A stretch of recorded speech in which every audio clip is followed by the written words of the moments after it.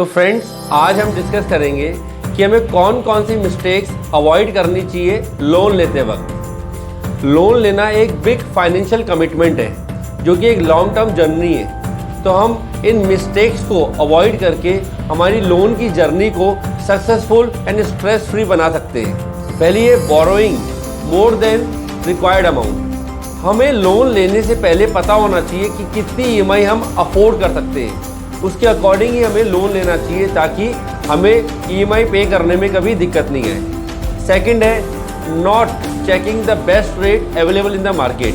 कई बार क्या होता है, हम सोचते हैं कि यार एक्स पर्सन ने वहाँ से लोन ले लिया तो मैं वहाँ से लोन ले लेता हूँ, या फिर मेरा लायबिलिटी रिलेशनशिप, मेरी सेविंग अकाउंट इस बैंक में है तो यहाँ से लोन ले लेता हूँ। पर ऐसा नहीं होना चाहिए, हमें बेस्ट रेट कंपेयर करनी चाहिए फिर लोन लेना चाहिए।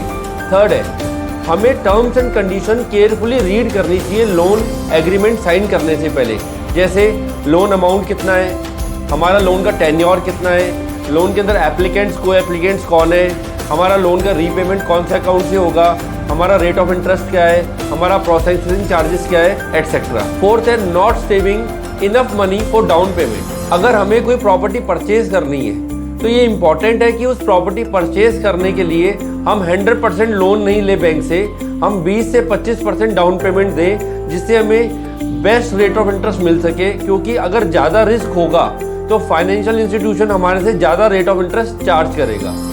फिफ्थ पॉइंट है कि हमें पता होना चाहिए लोन लेने से पहले कि हमारा फोरक्लोजर चार्जेस का क्या क्लॉज है, प्री पेमेंट चार्जेस पेमेंट करने का क्या क्लॉज है, अगर हम होम लोन या अदर लोन ओन सोर्स से पे करते हैं तो चार्जेस लगेंगे नहीं लगेंगे, अगर हम टेक ओवर कराते हैं तो हमारे चार्जेस लगेंगे या नहीं लगेंगे। तो 6 पॉइंट है not checking credit score before applying for loan. जैसा कि हम सब जानते हैं कि आज की तारीख में सारे फाइनेंशियल इंस्टीट्यूशंस जो लोन की रेट ऑफ इंटरेस्ट ऑफर करते हैं वो सिबिल लिंक्ड होती है। ज़्यादा सिबिल स्कोर होगा तो हमें बेस्ट रेट ऑफ इंटरेस्ट मिलेगी। तो गाइस, हमें चेक करना चाहिए हमारा सिबिल स्कोर लोन अप्लाई करने से पहले। बहुत सारी साइट से हम इजीली चेक कर सकते हैं, फ्री ऑफ कॉस्ट भी चेक कर सकते हैं। अगर हमें लगता है कि किसी भी कारण की वजह से जिसमें हमारी गलती नहीं है उसकी वजह से अगर सिबिल स्कोर कम आ रहा है तो हम उस कारण के ऊपर वर्क करके हमारा सिबिल स्कोर इम्प्रूव करा सकते हैं और उसके बाद हम हमारी फाइल लगाएं जिससे हमें बेस्ट रेट ऑफ इंटरेस्ट मिले।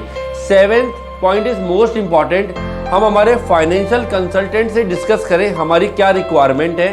बिकॉज उनको पूरी नॉलेज होती है मार्केट की, वो मार्केट के अंदर जानते हैं कि हमारी रिक्वायरमेंट कौन से फाइनेंशियल इंस्टीट्यूशन से पूरी होगी, हमें रेट ऑफ इंटरेस्ट भी बेटर मिलेगा, अमाउंट भी बेटर मिलेगा, और ओडी फॉर्मेट में चाहिए तो ओडी फॉर्मेट में भी मिल सकता है, टर्म लोन फॉर्मेट में चाहिए तो टर्म लोन फॉर्मेट में भी मिल सकता है। तो फ्रेंड्स, इन सब पॉइंट्स पे वर्क करके हम हमारे लोन की जर्नी को स्मूथ एंड सक्सेसफुल बना सकते हैं। तो गाइस, अगर इससे रिलेटेड आपका कोई क्वेश्चन है, कोई क्वेरी है, कोई कमेंट है तो आप प्लीज़ मुझसे डिस्कस करिए। Thank you.